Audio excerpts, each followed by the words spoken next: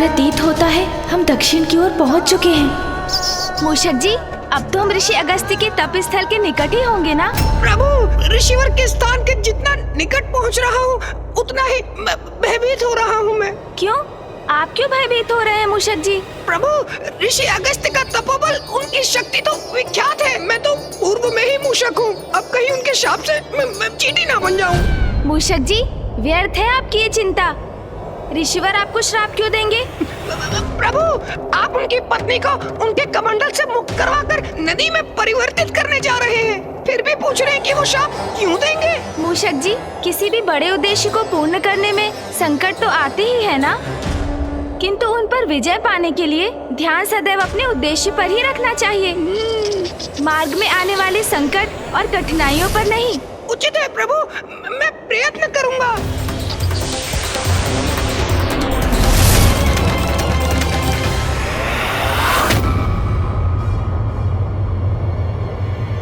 वो देखिए मूषक जी, हो रहे ऋषि अगस्त्य। प्रभु के कहने पर भी मैं भयमुक्त होकर ऋषिवर के निकट जाने का साहस ही नहीं जुटा पा रहा हूँ। मूषक जी, क्या हुआ? आपने अपनी गति धीमी क्यों कर ली? चलिए अब शीघ्र नीचे उतरिए। प्रभु, मेरा सुझाव मानिए तो आपको जो भी उपाय करना है यही ऊपर से कर लीजिए प्रभु। शीघ्रता से हमारा कार्य संपन्न भी हो जाएगा, फिर नीचे जाने की आवश्यकता ही क्या है। मूषक जी, ये क्या कह रहे हैं आप? क्या ये विचार है आपका कि मैं ऋषिवर का कमंडल उठाकर यहाँ से ओझल होकर ये कार्य संपन्न करूँगा? उत्तम, अति उत्तम योजना है प्रभु। आप ना ऋषिवर का कमंडल उठा लीजिए, अपने हाथ में लेते ही उसे पलट दीजिएगा। हो गया कार्य पूर्ण, और इस प्रकार अति शीघ्र हमारे उद्देश्य की पूर्ति होगी, और जब तक ऋषि अगस्त्य के नेत्र खुलेंगे हम यहाँ से जा चुके होंगे प्रभु। मूषक जी, हम यहाँ चौर्य कर्म करने नहीं आए हैं। हम सर्वप्रथम ऋषि अगस्त्य को उनके तप से बाहर निकालेंगे, समझाने का प्रयास करेंगे उन्हें, और उसके लिए तो आपको सर्वप्रथम नीचे उतरना होगा। जी प्रभु। स्मरण रखिए मूषक जी, किसी अनुचित कर्म का विचार भी हमारे प्रयासों को निरर्थक कर देगा। क्षमा कीजिएगा प्रभु, मैं नीचे उतरता हूँ प्रभु।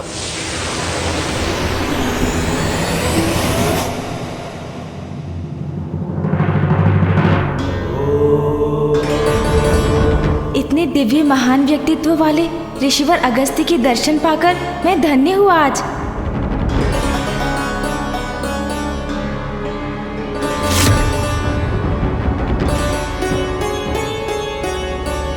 पुत्र, तुम्हें कावेरी नदी को मुक्त कराना होगा ताकि इसका जल जन जन तक पहुंच सके। ऋषिवर अगस्त्य का ध्यान मुझे भंग करना ही होगा ताकि मैं संपूर्ण वन्य जीव जंतुओं, वृक्ष आदि व मनुष्यों के प्राण रक्षित कर सकूं।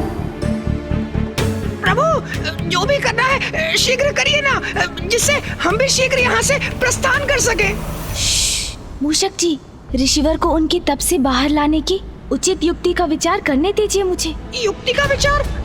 अर्थात प्रभु, अभी तक कोई युक्ति, कोई योजना नहीं है आपकी? मूषक जी, बड़ी सूक्ष्मता से योजना पर विचार करने की आवश्यकता है, जो मैं करने का प्रयास कर रहा हूँ, और आप बार बार कुछ कहकर जिसमें बाधा डाल रहे हैं। यदि आपके पास कोई उत्तम योजना है तो आप क्यों नहीं बता देते मुझे, और यदि नहीं है तो मुझे शांति से विचार करने दीजिए। जी प्रभु। ऋषिवर का ध्यान कैसे भंग होगा? व्यवधान से प्रभु। व्यवधान से अर्थात? हाँ प्रभु, तीव्र वायु प्रवाह से आंधी उत्पन्न करिए आप। आंधी।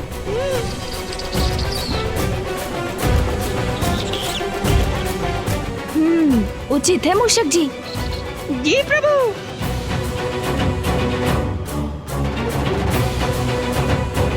क्षमा कीजिएगा ऋषिवर, किंतु मैं विवश हूँ। मुझे इस क्षेत्र के उद्धार के लिए ये आंधी उत्पन्न करनी पड़ रही है।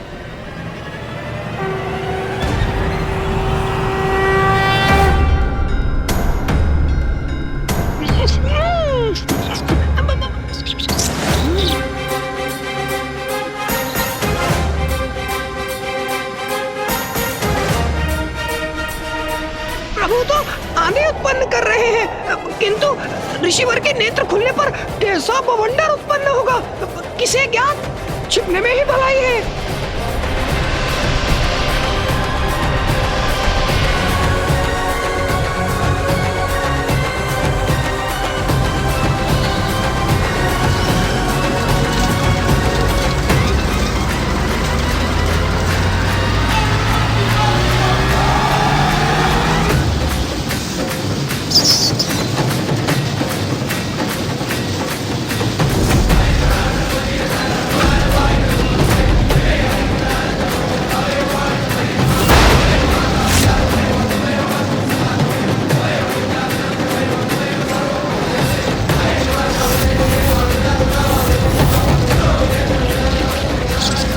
ये आंधी तो ऋषिवर तक पहुंचने ही वाली है।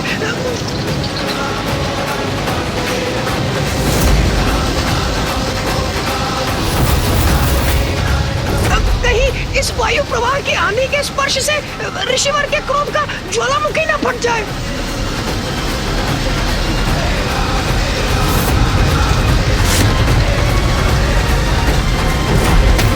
अब शीघ्र भंग होगा ऋषिवर का ध्यान।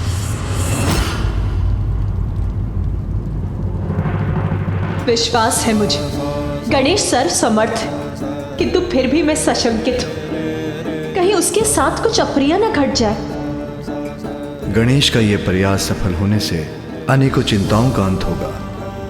ऋषि अगस्त्य का क्रोध जागृत हुआ तो एक नवीन संकट उत्पन्न होगा।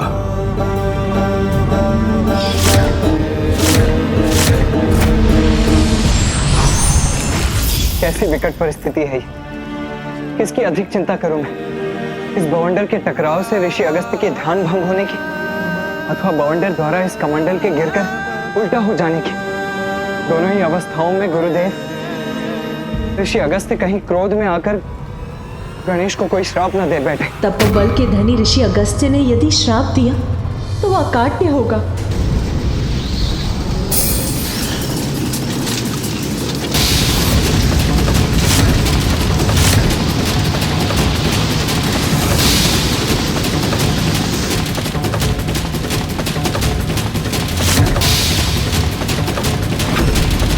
प्रतीत होता है ऋषिवर का कमंडल अब गिरने ही वाला है।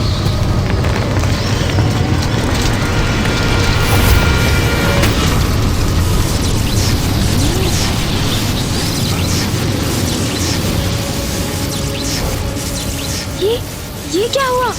ऋषिवर के चारों ओर स्वर्णिम सुरक्षा का घेरा कैसे उत्पन्न हो गया? ज्ञात करता हूँ।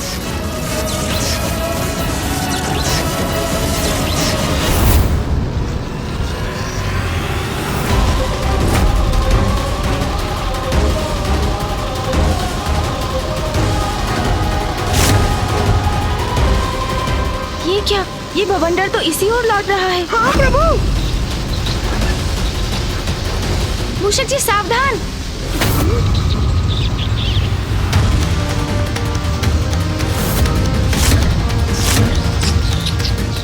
इससे रक्षित होना होगा।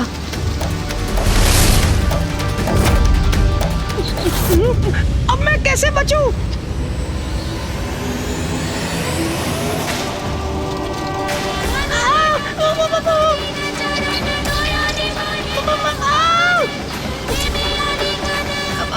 प्रभु,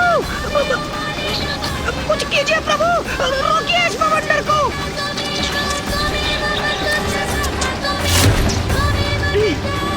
इस बवंडर को आकाश की ओर धकेल देता हूँ मैं।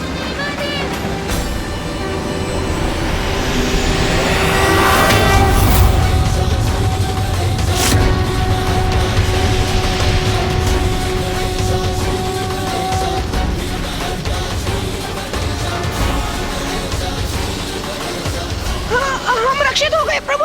मूषक जी, अब हम सुरक्षित हैं। अब ये वायु प्रवाह तो शांत हुआ, किंतु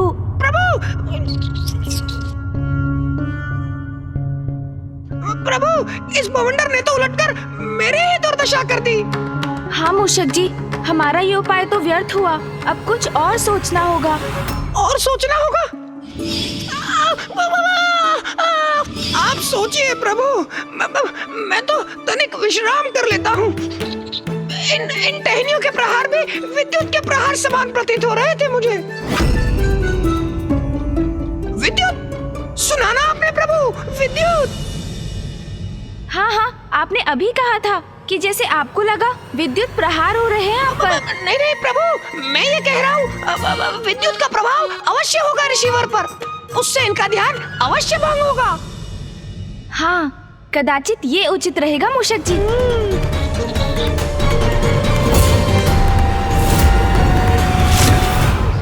आशा है ये युक्ति कार्य करेगी।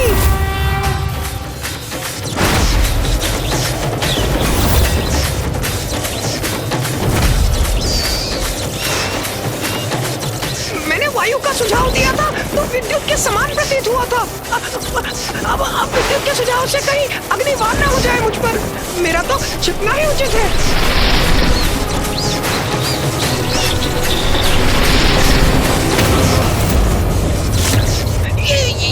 ये विकराल मेघ उत्पन्न हो रहे हैं। अब आकाश तो काले विकराल मेघों से घिर गया है।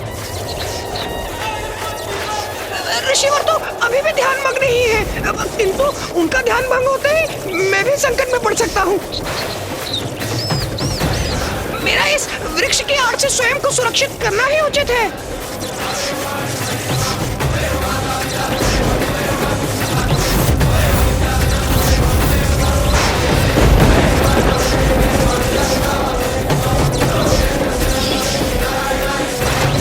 प्रभु के समान मैं भी वृक्ष के ऊपर चढ़कर ही सुरक्षित हो सकूंगा।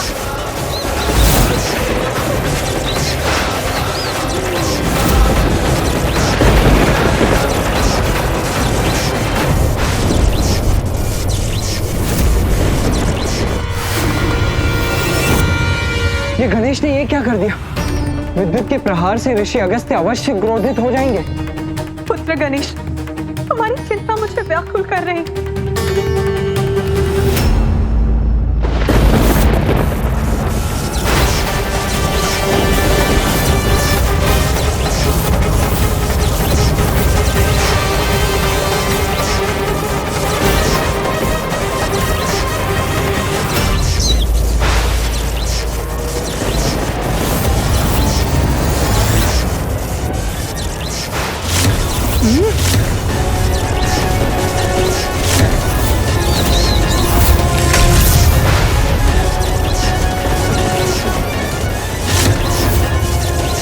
वृक्ष की ओर भी आ सकती है। मुझे इस वृक्ष से दूर हट जाना चाहिए। ये कैसे संभव है? ये विद्युत तो मेरी ओर ही आ रही है। प्रभु!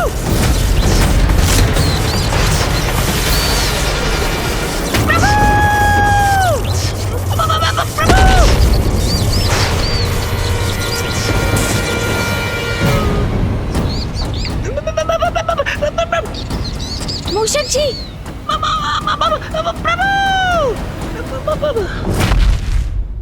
आप कुशल तो है ना मूषक जी? वृक्ष के ऊपर क्यों चढ़ गए थे आप? वृक्ष विद्युत को अपनी ओर आकर्षित करता है, ये तो आपको भी ज्ञात होगा ना मूषक जी? हाँ प्रभु।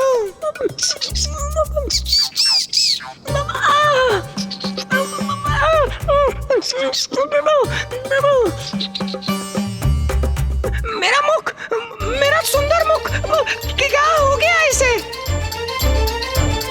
देखिए प्रभु, मेरी सुंदर मुख पर कैसी कालिमा छा गई है। मेरी सुंदरता विलीन हो गई। नहीं मूषक जी, आप तो पूर्व के समान ही दिखाई दे रहे हैं। आपको तो कुछ भी नहीं हुआ।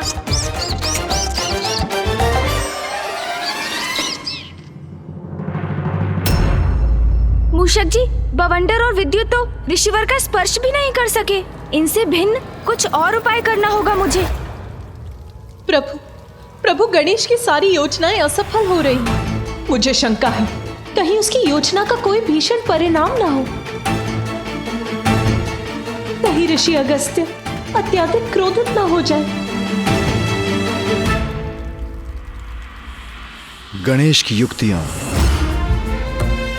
अभी तक गणेश ने अपनी बुद्धि से उपजी युक्ति का कहां प्रयोग किया है, और वही उसकी भूल है। बुद्धि का देवता है वो, उसे अपनी बुद्धि से युक्ति लगानी होगी, तभी सफल होगा वो। प्रभु, अब तो कदाचित भूकंप ही ऋषिवर को उनके तप से बाहर ला सकता है। हाँ प्रभु, मैंने विचार कर लिया है। नहीं मूषक जी, मुझे क्षमा कीजिए। मुझे ज्ञात है आप मेरी सहायता करने का प्रयास कर रहे हैं, किंतु अब नहीं। मैं आपके सुझाव लेता रहा, वो मेरी भूल थी, किंतु इस बार तो मैं अपनी बुद्धि की युक्ति पर ही चलूंगा।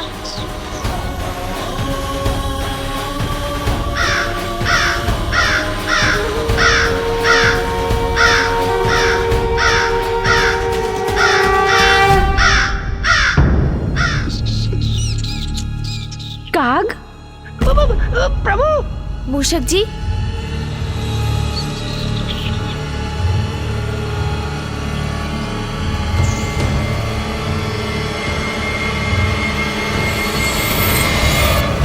युक्ति तो मिल गई मूषक जी।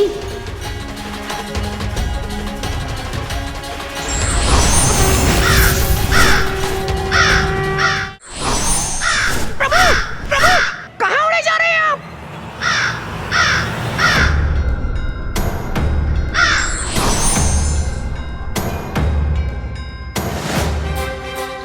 प्रभु, मुझे यहाँ अकेले छोड़ गए। यदि ऋषिवर का ध्यान भंग हुआ तो, और मैं उनकी दृष्टि में पड़ गया तो अवश्य शाप दे डालेंगे मुझे।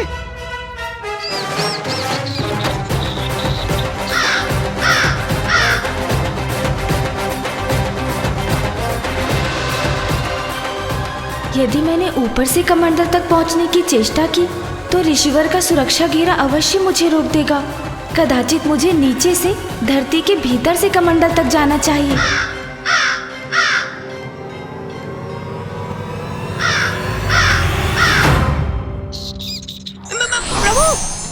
प्रभु, आप लौट आए? हाँ मूषक जी, लौट आया मैं, क्योंकि मुझे आपको एक कार्य सौंपना है। आपको यहाँ से ऋषि अगस्त्य तक धरती में सुरंग बनानी है। सुरंग का निर्माण करना है ऋषिवर तक? हाँ मूषक जी, जिससे मैं सुरंग के मार्ग से ऋषि अगस्त्य तक पहुँच सकूं। विलंब मत कीजिए आप।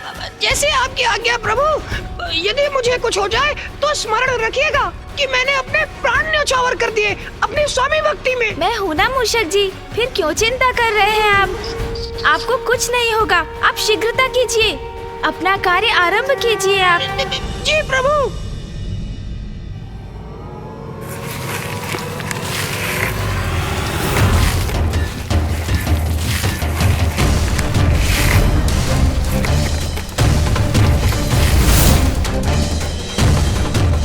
मूषक जी, सुरंग का कार्य पूर्ण हो गया? प्रभु, सुरंग तो तैयार है, किंतु प्रभु ने तो मेरी बात ही नहीं सुनी। मैंने सुरंग तो बना दी, लेकिन ऋषि अगस्त के भय से सुरंग के दूसरी ओर बाहर निकलने का छिद्र ही नहीं बना पाया। ये क्या? मूषक जी ने तो कार्य अधूरा ही छोड़ दिया। सुरंग से बाहर निकलने के लिए छिद्र मुझे ही बनाना होगा।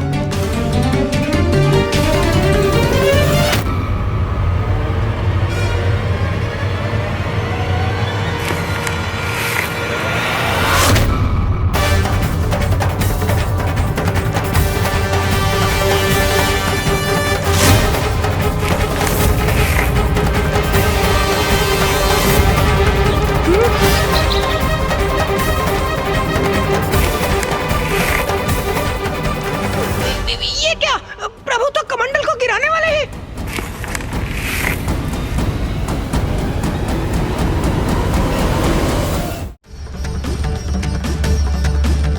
ऋषिवर के कमंडल के गिरने से कहीं अस्त का अनर्थ न हो जाए। विलंब उचित नहीं, शीघ्रता करो गणेश।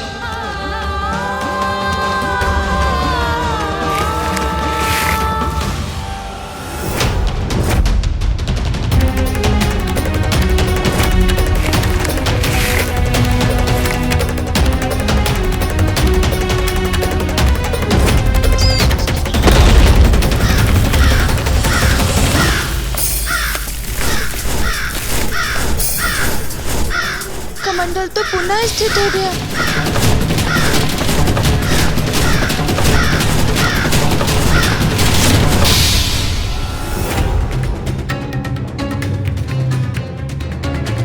हाँ गणेश, यही युक्ति उचित है। अपने पंख से उलट दो कमंडल को, मुक्त कर दो माँ लोपामुद्रा को। हाँ प्रभु, उचित है। आपके पंख फड़फड़ाने से कमंडल गिर जाएगा।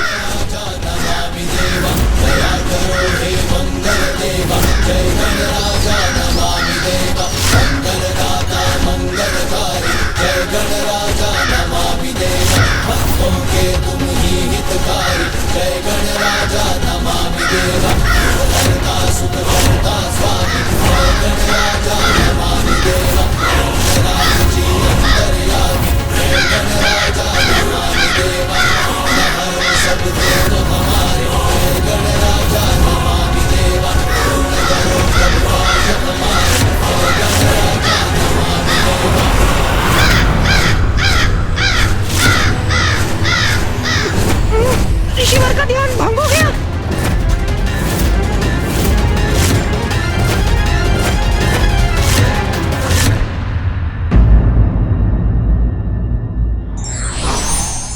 कार्य में जब तक सफलता ना मिले तब तक प्रयास करते रहना चाहिए।